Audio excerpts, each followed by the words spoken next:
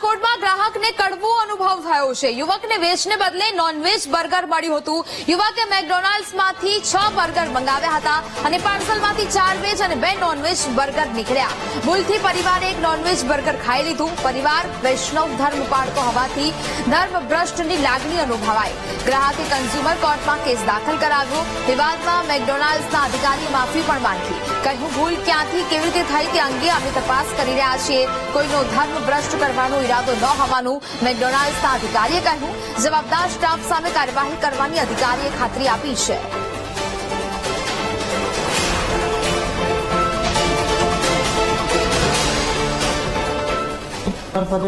મેકડોનાલ્ડ્સમાંથી 6 burger મંગાવ્યા veg, તેમાંથી Swiggy મારફતે ડિલિવરી થઈ 9:15ની આજુબાજુ। પછી જમતા હતા ત્યારે વેજ બર્ગર 4 વેજ બર્ગર હતા અને 2 નોનવેજ બર્ગર નીકળ્યા। ફેમિલી સાથે જમવા બેઠા હતા, એમાંથી 2 ચિકન ખવાઈ ગયેલું। ત્યારબાદ ખબર પડી કે આમાં રેડ કલરનો કાગળ આપેલો હતો, એટલે જોયું, ચેક કર્યું, એટલે ખબર પડી કે આ ચિકન છે। નાખ્યો તો વેજનો ઓર્ડર, 2 ચિકન આવ્યા, 4 વેજ આવ્યો, એટલે એક ખવાઈ ગયું। પછી ખબર પડી કે આમાં એક ચિકન આવી ગયેલું છે। તેથી કરીને પછી એક ચિકનનું બર્ગર લઈને અમે મેકડોનાલ્ડ્સની કંપનીએ ગયા। ત્યાંના મેનેજરે 1.5-2 કલાક બેસાડ્યા અને કોઈ સરખો જવાબ ન આપ્યો। પછી સ્વીકાર્યું કે અમારી જ ભૂલ છે, અમારા સ્ટાફથી જ ઝાઝા ઓર્ડર હતા, એના કારણે બનાવ બની ગયેલો છે, માફી માંગીને એવું બધું કર્યું। પણ જે ખવાઈ ગયું છે એના માટે શું,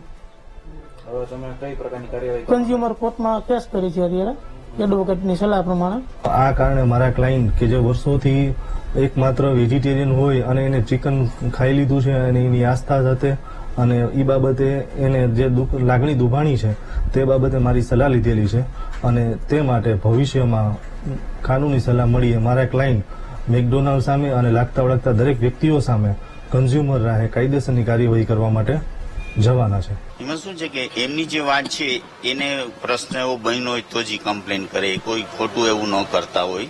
પણ અમારા લેવલે અમે પણ શું છે કે આ પરિસ્થિતિ એ બાબતે અમે જાંચ કરી રહ્યા છીએ અને ઇન્વેસ્ટિગેશન કરી રહ્યા છીએ।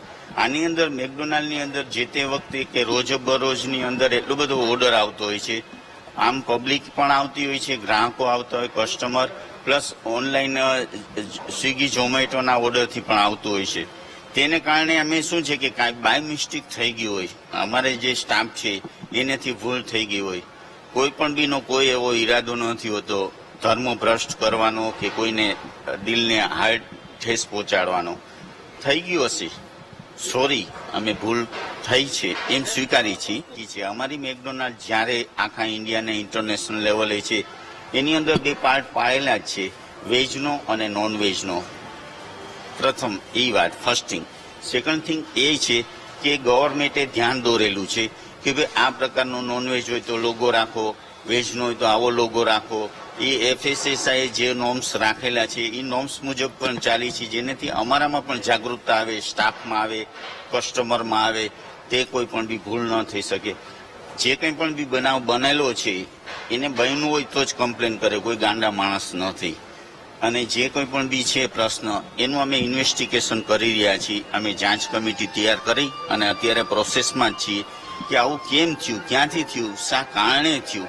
આટલું બધું છે, મેકડોનાલ્ડ અહીંયા નથી, આખા ઇન્ડિયામાં ઇન્ટરનેશનલ લેવલે છે, તો આવો સામાન્ય ઇસ્યુ કેમ બન્યો આટલા વર્ષે। અને જે કંઈ પણ બી થયું છે અમે ભૂલ સ્વીકારી, માફી માંગી છીએ તેઓને પણ અને સમાજ દુનિયાને, નામ જનતા નાગરિકોને, અને અમે આપના આભારી છીએ કે આપે આ વસ્તુ